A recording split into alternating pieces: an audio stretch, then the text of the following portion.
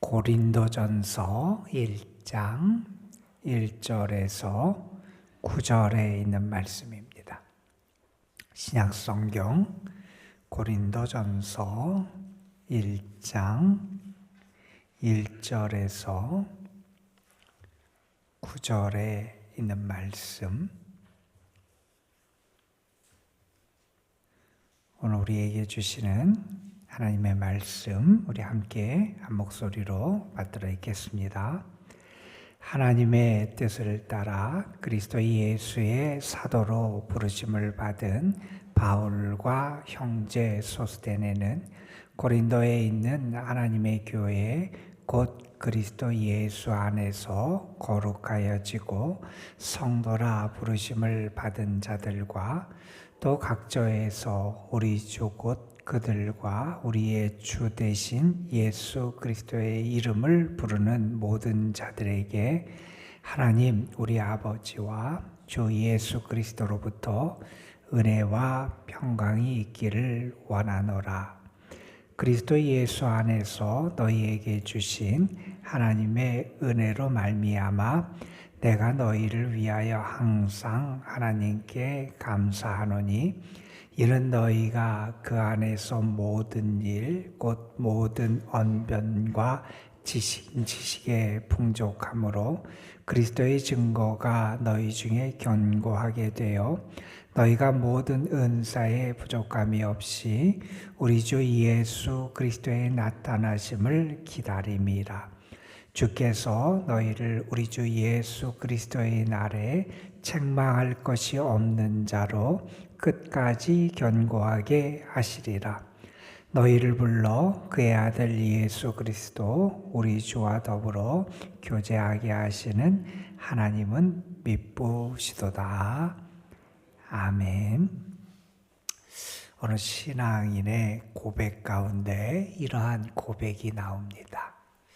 그분은 열등감이 많은 분이었다. 스스로 그렇게 이야기를 해요. 몸도 상당히 약했던 분이고, 그 다음에 집안 환경 형편도 어려웠던 그러한 분이고, 또한 학력분에서도 그렇게 뛰어난 그런 학력을 갖지 못한 분이었기에 스스로 열등감을 많이 가지고 살았대요. 저 촌에서 자랐고 또 부모님도 많이 배우지 못한 부분이었고 또 어릴 때부터 학교도 많이 전학 다니고 뭐 그러면서 좀 어렵게 생활했던 그런 분이었다 그럽니다. 그분은 이렇게 좋은 부모를 만나고 또한 가정 형편도 좋고 또 몸도 건강하고 또한 공부도 잘하고 또 그렇게 학력을 아주 좋은 학력을 갖춘 사람 앞에 서면 너무 주눅이 들고 그래서 자기가 너무 초라해 보이는 그러한 마음을 가지고 살았다 그럽니다. 그분의 그럴 때 자신의 모습을 이렇게 말해요. 나 같은 게 뭘 할 수 있을까? 항상 생각하는 게 나 같은 게 뭘 할 수 있을까? 이런 패배감, 초라함 속에 살았던 것이 자기의 삶이었다. 이렇게 말합니다. 그런데 그분에게 그런 생각이 바뀌게 된 계기가 찾아오게 돼요. 예수님을 만나고 예수님이 자신을 사랑해 주심을 알게 되고 예수님의 은혜를 경험한 다음에 그런 스스로를 어떻게 생각하느냐. 나는 주님의 사랑받은 사람이다 하는 것을 알게 돼요. 그 다음부터 그의 생각이 바뀌어요. 나는 주의 사랑받고 보배롭고 소중한 존재다 하는 것을 알게 된 다음에는 나 같은 게 여기에 생각해서 나야말로 사랑받은 사람이다. 나야말로 은혜받은 사람이다. 나야말로 주님의 자녀다 라고 하는 그러한 생각으로 그의 생각 의식이 바뀌었다. 여러분, 우리가 주님 안에 살아가는 것과 주님 밖에 살아가는 것은 분명히 다릅니다. 주님을 만나서 우리에게 나타나는 많은 변화들이 있어요. 죄 사함을 받습니다. 우리가 강건함을 얻기도 하고 우리가 주의 은혜 가운데 새롭게 변화되는 축복을 경험해요. 그 중에 가장 큰 축복 가운데 하나가 우리의 정체성이 달라진다는 거예요. 우리는 이제 주님의 자녀가 되고 주의 사랑받는 자가 되고 은혜 받은 자로 변화되었다 하는 사실을 우리는 분명히 깨닫게 됩니다. 여러분, 우리 기독교 신앙인들이 특별히 나의 정체성을 잘 알고 나의 사명을 잘 알 때 믿음의 길을 잘 걸어갈 수 있다 하는 것을 우리는 분명히 알잖아요. 오늘 말씀 우리가 고린도전서 말씀을 이제 새벽에 좀 읽게 될 텐데 이 말씀 고린도전서를 시작하면서 우리가 잘 아는 말씀이지만 사도는 이 편지를 보내는 자신이 누구인지 그리고 편지를 받는 고린도 교인들이 누구인지 그 정체를 밝혀요. 그런데 나 바울이 이렇게 보낸다. 바울 말씀을 보면 바울과 소스데네가 편지를 보내고 편지를 받는 사람들은 고린도 교인들이다. 이렇게 간단하게 설명하는 게 아니라 이 편지를 보내는 내가 누군지에 대한 확신이 있었고 어떤 편지를 받는 고린도 교인들이 어떠한 사람인지를 자세히 설명하면서 그들이 이러한 사람으로 자신을 인식하고 깨닫고 살기를 기대하는 말씀을 주고 계세요. 먼저 바울은 자신, 편지를 보내는 이런 발신자로서의 자신이 누구냐 이렇게 말합니다. 그리스도 예수의 사도로 부름받은 사람이다. 그러니까 여러분 우리가 제자라는 말과 사도라는 말은 조금 달라요. 제자는 스승에 대해서 가르침을 받고 스승을 본받고 스승의 길을 따라가는 사람이 제자잖아요. 근데 사도라는 말은 우리 그 신약성경에 쓰여 있는 헬라어에서는 아포스톨로스라고 그러는데 이 말은 뭐냐면 보냄받은 사람이란 뜻이에요. 사도는 어떤 사람이냐? 나는 예수님에 의해서 보냄받았다는 거예요. 여러분, 내가 누군가를 어디로 보내요? 왜 보내느냐? 무언가를 하라고 맡겨서 보내요. 그러니까 사도는 사명을 맡아서 보냄을 받은 사람이다. 나는 예수님으로부터 사명을 맡아서 보냄을 받은 사람인데 내가 받은 사명은 뭐냐? 복음을 증거하는 거라는 거예요. 그래서 사도는 특별히 말씀, 복음을 증거하도록 보냄받은 사람을 사도라 그러는데 바울은 그 사명이 분명히 있어. 나는 누구냐? 나는 복음을 증거하라고 보냄받은 사람, 예수님이 보낸 그런 존재다라는 그런 의식이 있었고 그래서 그는 그 의식을 가지고 어느 곳에 가든지 복음을 증거하고 주님을 증거하는 삶을 살았던 것을 우리는 알게 돼요. 자, 그런데 바울은 오늘 말씀에서 자신을 사도라 이렇게 소개하면서 그 앞에 이러한 단어를 표현을 붙여요. 하나님의 뜻을 따라 사도가 됐다는 거예요. 여러분 이게 정말 중요해요. 우리의 모든 것은 하나님의 뜻을 따라 이루어지는 거야 돼요. 하나님의 뜻을 따라 살아가고 하나님의 뜻을 따라 섬기고 하나님의 뜻을 따라 일하고 하나님의 뜻을 따라 복음을 전하고 우리의 삶의 가장 중요한 출발점이 되는 게 하나님의 뜻을 따라 이루어지는 거다 하는 거예요. 그걸 알 때 우리는 교만해지지 않아요. 내가 내 힘과 내 능력과 내 재주로 뭔가 이뤘다고 착각하지 않아요. 하나님의 섭리와 하나님의 뜻을 따라서 하나님의 은혜로 부르심을 받고 그래서 내가 이런 일을 감당하고 이렇게 살아갈 수 있다 하는 것을 알 때 나를 부르시고 세우신 분을 위해서 충성하게 되고요. 감사하게 되고요. 겸손하게 되고요. 그 부르심에 합당한 삶의 열매를 맺어갈 수 있게 된다 하는 사실이에요. 오늘 말씀에 보면 바울과 형제 소스데네는 사도행전 17장에 보면 거기에 보면 회당장으로 등장을 해요. 회당의 책임을 맡은 그 지역의 유지지요. 그런데 처음에는 복음을 전할 때 반대했던 사람이에요. 배척하고 거부했던 사람인데 나중에 후에 이것을 받아들이고 이제 복음의 사람이 됐던 이 소스데네, 이 바울과 소스데네가 고린도 교인들에게 편지를 보내는데 고린도 교인들을 향해서도 이렇게 말합니다. 고린도에 있는 하나님의 교회에 편지한다. 이게 교회를 나타내는 중요한 표현이죠. 하나님의 교회. 교회는 하나님이 세우시고 하나님의 역사를 이루는 교회죠. 그러면서 이렇게 말합니다. 너희는 누구냐? 예수 그리스도 안에서 거룩해진 성도다. 이런 얘기를 해요. 여러분, 우리는요, 옛사람 그대로 사는 사람들이 아니에요.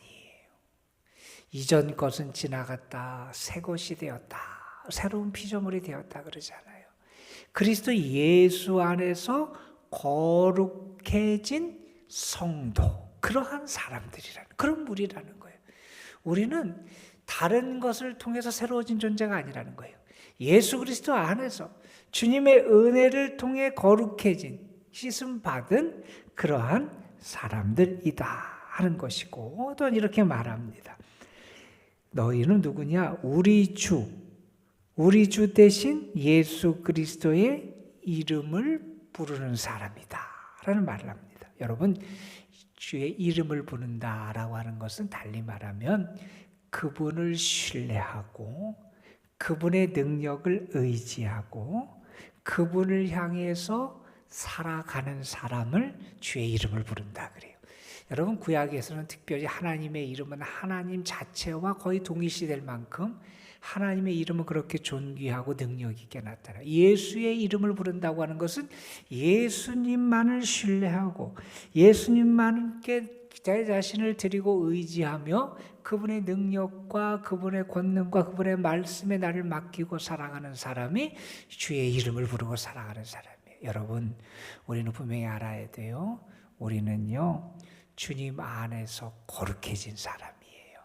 그러니 우리는 세상을 따라가고 세상의 길로 나아가고 죄악의 길에 서는 삶이 아니라 거룩한 믿음의 길을 걸어가야 되고요. 다른 이름, 다른 능력을 따라 사는 사람이 아니라 예수 그리스도의 이름을 부르고 그 이름의 권능과 소망을 의지해서 살아가는 사람이 우리 그리스도인, 바로 우리 믿음의 사람들이다 하는 것을 알게 됩니다. 그러면서 사도는 이렇게 축복하지요.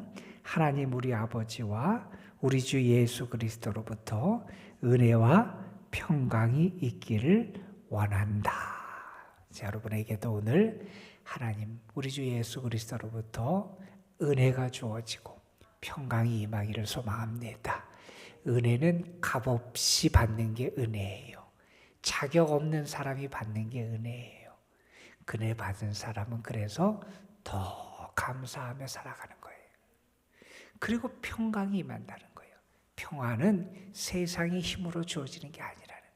하나님이 주시는 참 평안이 우리에게 임한다 하는 것을 말씀해 준 다음에 바울 사도는 오늘 말씀 4절에서 9절까지 감사의 기도를 하나님 앞에 드려요. 내가 여러분 때문에 하나님 앞에 감사한다 하면서 감사하는 내용을 이렇게 언급해요. 여러분, 여기 보면 바울은 자기 때문에 감사하지 않아요. 자기에게 역사하신 하나님의 역사하심, 그것에 감사하지 않아요. 이 편지를 보내면서 여러분에게 임한 하나님의 축복과 은혜를 생각할 때 내가 너무나 감사되는 거예요.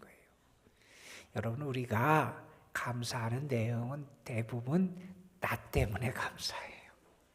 여러분, 그렇잖아요. 내가 바라는 게 이루어지고 내 자녀에게 어떤 일이 일어나고 우리의 가정에 어떤 좋은 일이 생기고 우리는 주로 나 때문에 감사해요. 저는 오늘 여러분에게 한번 이런 부탁을 좀 드려보고 싶어요. 다른 사람 때문에 한번 감사해 보세요. 내 주위에 있는 어떤 사람, 나의 가족, 가까운 가족이어도 좋고 내 주위에 있는 믿음의 동료여도 좋고 내 이웃의 어떤 누구도 좋고 내 직장에서 어느도 좋고 내 주변에 있는 사람들에게 임한 하나님의 은혜와 축복을 바라보면서 감사하는 것. 여러분, 우리가 이렇게 우리의 기도의 지경도 넓어져야 된다 그러잖아요. 여러분, 기도도요 자신만을 위해서 기도하는 사람이 있어요. 내 거, 내 모르는 걸. 근데 어떤 사람은 내 기도의 지경이 넓어져요. 내 가족, 그 다음에 내 주변의 친구들, 내 이웃들, 그리고 믿음의 동료들, 교회를 위해서, 나라를 위해서, 복음화를 위해서 크게 기도하는 사람. 기도의 지경이 넓어지는 것 정말 큰 믿음의 성숙함을 나타내는 아주 중요한 모습이에요. 그런데 감사의 지경도 넓어질 수 있어야 돼요, 여러분.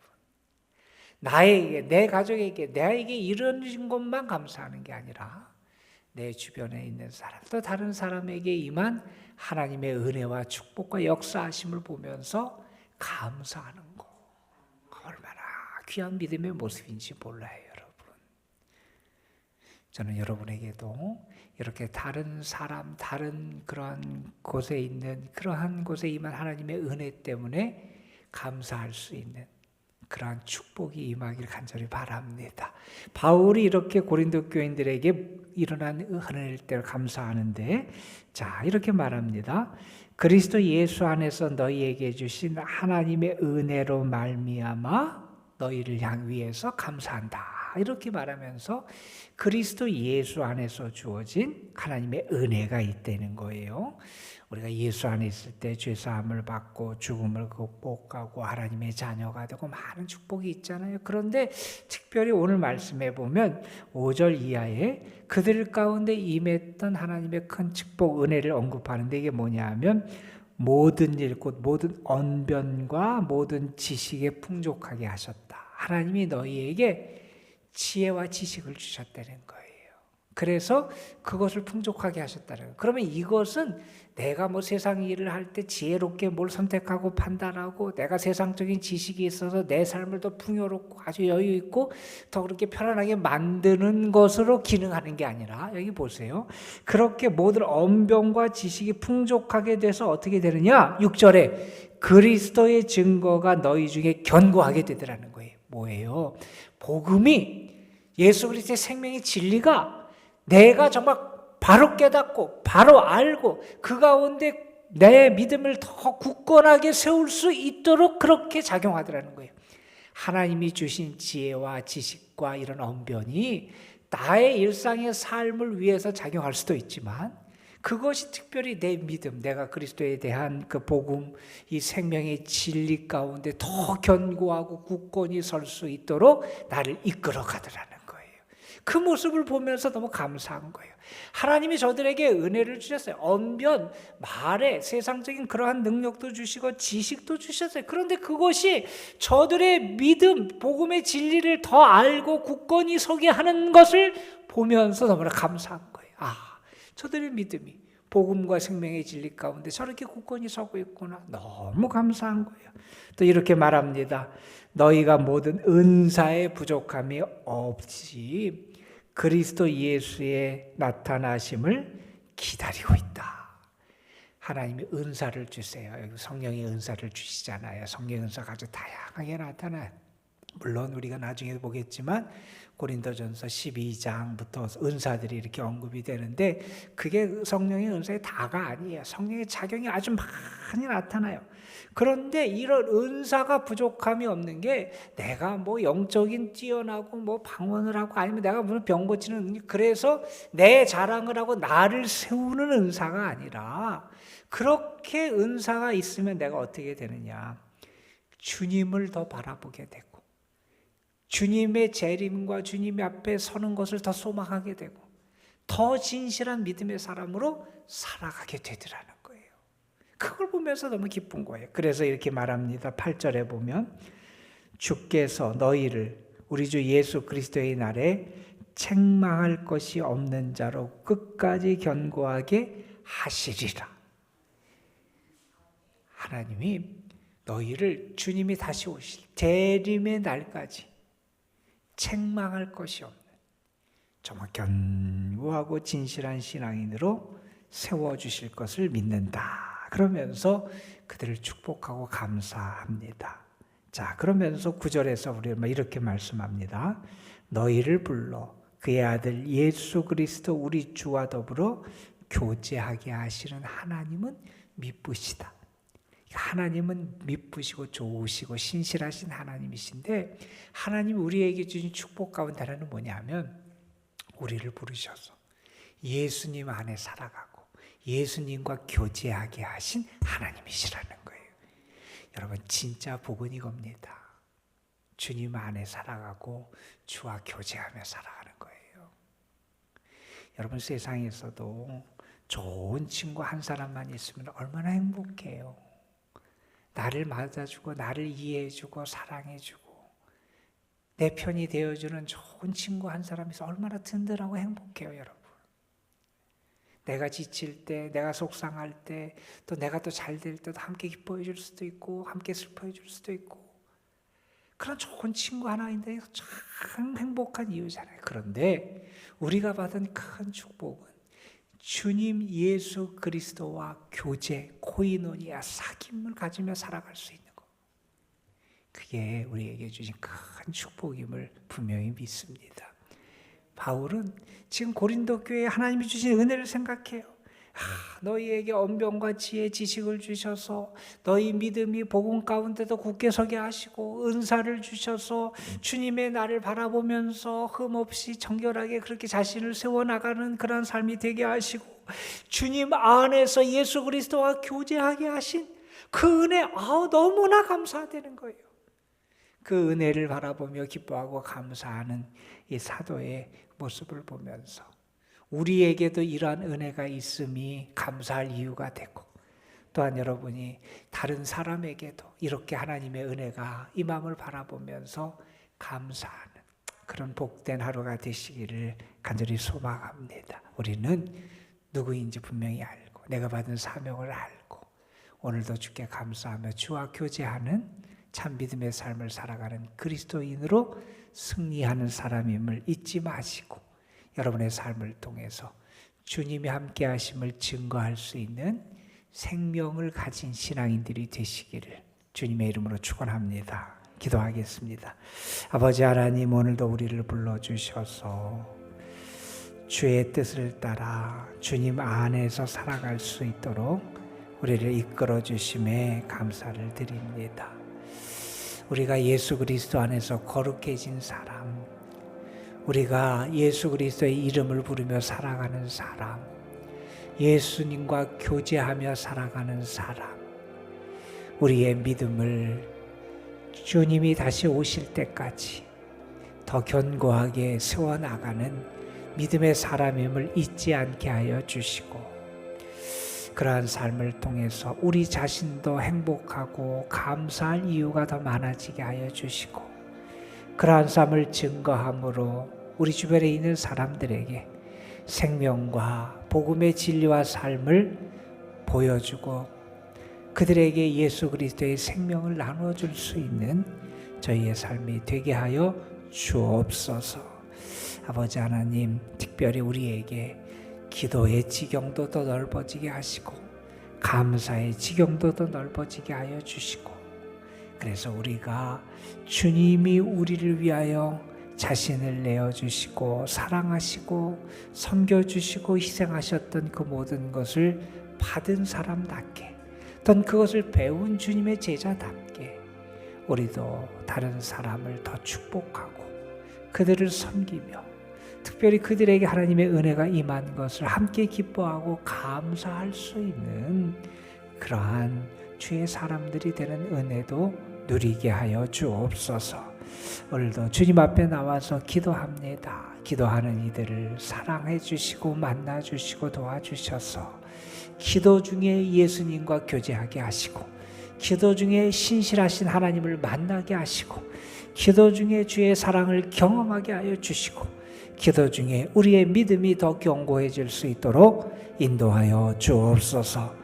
오늘도 주의 교회와 이 교회에서 행해지고 되어지는 모든 일들과 이 교회에 속한 모든 성도들, 특별히 우리 연로하신 분들, 연약한 분들, 병중에 있는 분들, 아픔과 슬픔 가운데 있는 영혼들을 하나님 기억하시고 사랑하시고 붙잡아 주시기를 소망합니다. 하나님 함께하여 주옵소서.